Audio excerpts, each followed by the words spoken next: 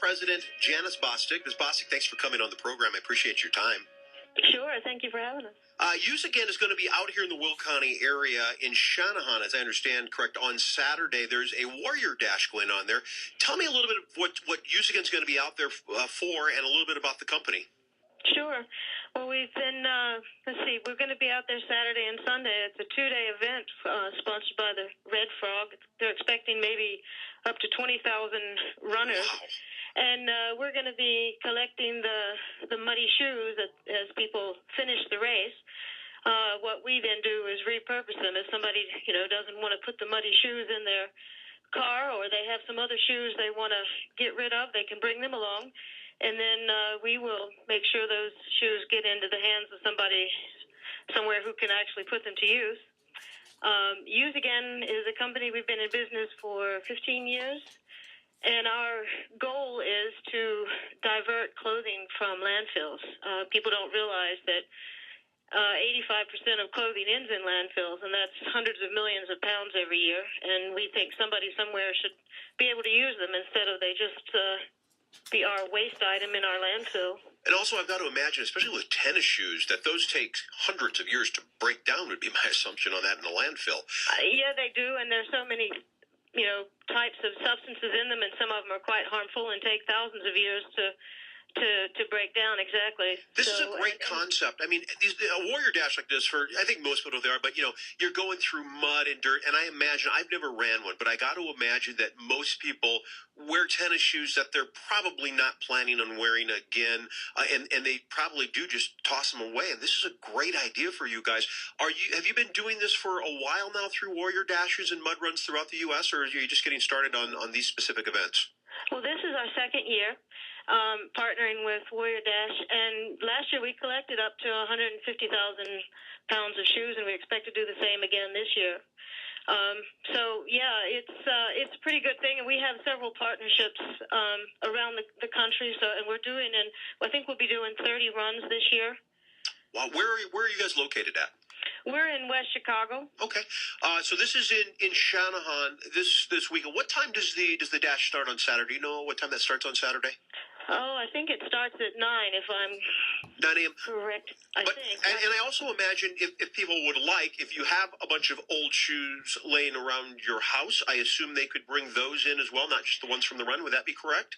Absolutely, and we'll keep them separate so that they don't get muddy. But absolutely, we'll take both types, and we have people on location who will take them, and we ask that they perhaps tie the shoes together so that if you have thousands of pounds or pairs of shoes, it's good if they're kept together in pairs. So we ask if they can, then just make sure if they're clean shoes from home, bring them in a bag, and if they're muddy shoes, make sure preferably they could rinse them off a bit and then tie them together and bring them to we'll have a little booth there on location. We're speaking with Janice Bostic. She's the president of USAgain. It's a company that repurposes clothing and gets them to people in need and gets them throughout the world and the country. And they're going to have a collection for all these shoes after the Warrior Dash in Shannon this weekend. Janice, what's your background? How did you get involved with USAgain?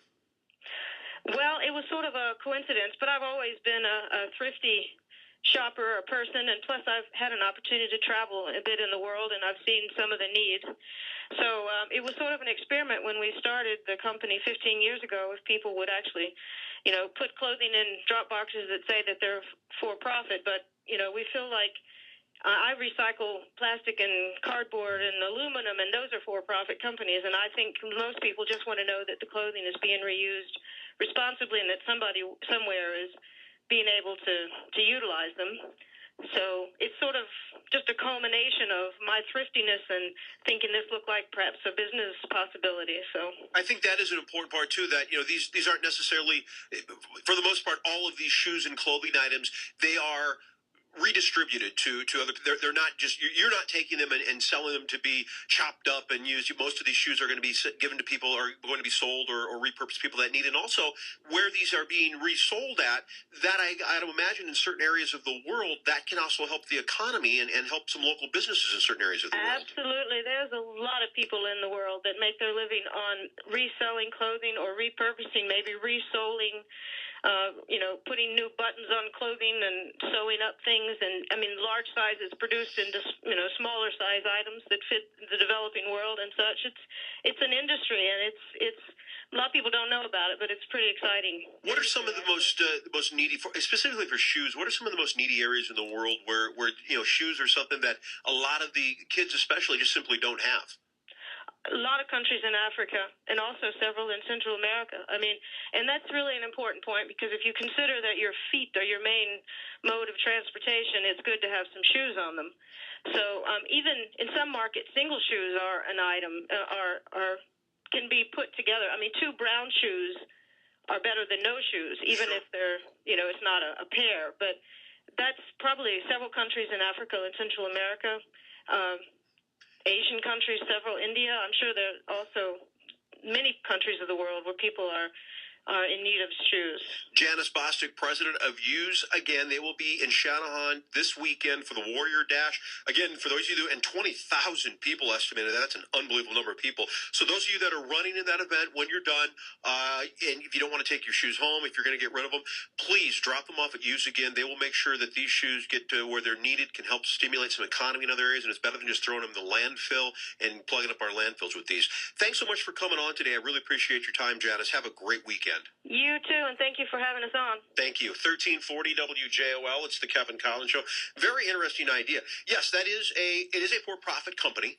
However, it's a for-profit company that obviously is doing a lot of good. And I know there are some church groups and some organizations out there that do look for shoes that would go to to charitable. And I know there's some organizations like that. Please help them as well. But the interesting thing about this is, I never thought about that. But if I was going to run a Warrior Dash, I'm not wearing one of my good pair of shoes. I'm wearing some old pair of shoes that still has some life in them. But the plan would be for me, I would just throw them away when they're done. But they'll take them, they'll clean them up, get them out there to somebody that can use them, and it's a great idea. Huge event out there in Shanahan this weekend.